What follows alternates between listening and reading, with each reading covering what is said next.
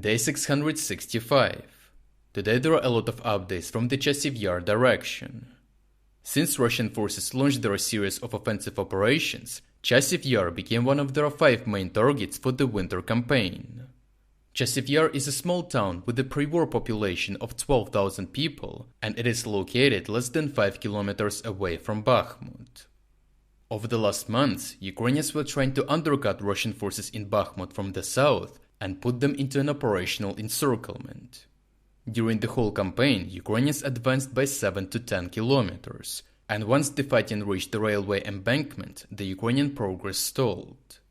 Ukrainian fighters from the 3rd Assault Brigade reported that the main reason was that Russians deployed several divisions worth of troops to prevent the front line from further collapse. So Russian waves of counterattacks were never ending, making it very difficult to maintain the momentum, especially in the face of the additional barrier in the form of the railway embankment. In fact, an officer from the 26th Artillery Brigade reported that the number of Russian troops in the Bakhmut area recently reached 80,000 troops. For context, this is as many as during the peak heat of the battle for Bakhmut, and twice as many as Russians had allocated for the Avdiivka offensive that is happening right now. As the Russian offensive in Avdiivka is failing, Russian forces started increasing the number of attacks in this region instead. Moreover, a fighter from the 24th Assault Brigade reported that several days ago Russians deployed the best equipped motorized rifle detachments to Bakhmut, as those troops have the most modern tanks, armored fighting vehicles, radios and other equipment. Taking all of that into consideration, it becomes obvious that Russians would launch another offensive. Since Ukrainian forces were actively operating south of Bakhmut, Russians decided to launch their first attacks from the north. Geolocated footage shows how Russians were shelling this village extensively. Ukrainian fighters reported that some trenches were shelled so heavily that the soil was basically plowed and the positions completely destroyed. Nonetheless, Russian forces did not manage to get a foothold in the region. If we look at the topographic map, we can see that the village is located in the lowlands, right between 2 hills. Such a setting makes the defense of the village much easier as long as Ukrainians control the hills. That is why Russian forces increased the intensity of their attacks from Yagidne along this ridge. Russian sources released a video showing how they are using North Korean so-called golf cars to quickly deploy new assault units across the field. Russians also intensified their operations north of Bogdanivka, because without these positions, taking Bogdanivka is virtually impossible. So far, Russians managed to improve their tactical position south of Bogdanivka, while all Russian attacks north of Bogdanivka have been repelled. Soon, Russian forces also shifted their focus to the southern flank, because here Russians are lagging behind and have to retake all tactical heights that they lost during the Ukrainian counteroffensive. The main direction of their attack became the strong point north of Klishchiivka. In order to achieve it, the Russians are leveraging the forest that connects Klishchiivka and Bakhmut.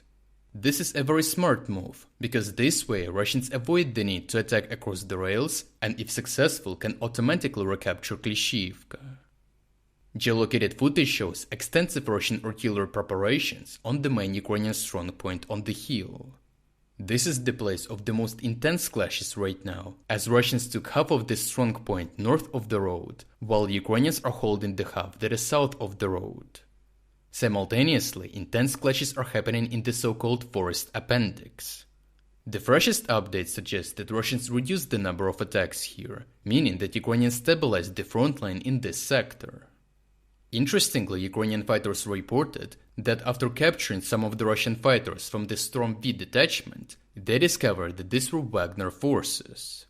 This should have been obvious, as Storm Z detachments, which are comprised of prisoners, have the letter Z in the name, which stands for Zag or prisoner in Russian, while Storm V detachments have the letter V because it stands for Wagner. So the integration of the Wagner group into the Russian military was completed, and they were obviously deployed to Bakhmut to leverage their experience and knowledge of the ground. Overall, the Bakhmut area may very soon become the place of the biggest battle once again, as Russians accumulated a significant number of troops, including motorized detachments with the best equipment and Wagner detachments with the best experience.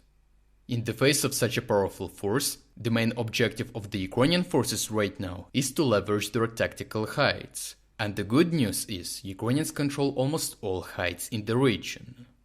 Since Russians are committing a lot of forces to seize and keep the initiative throughout the winter, one of the main strategic goals of Ukrainian forces is to use defenses and weather conditions to bleed out Russian forces as much as possible, while minimizing their own losses to secure a chance of retaking the initiative once Russians exhaust themselves throughout their winter campaign. But more on that in a future video. If you're against the invasion of Ukraine and you want to support the work that I'm doing, consider making a purchase in the online store, UA Supporter. Right now, you can enjoy substantial 20 to 30% discounts on our best-selling items. If you wanted to support my work but never got a chance, now is an ideal opportunity to make a purchase. Check out the link in the description to take advantage of this offer. Your support is greatly valued.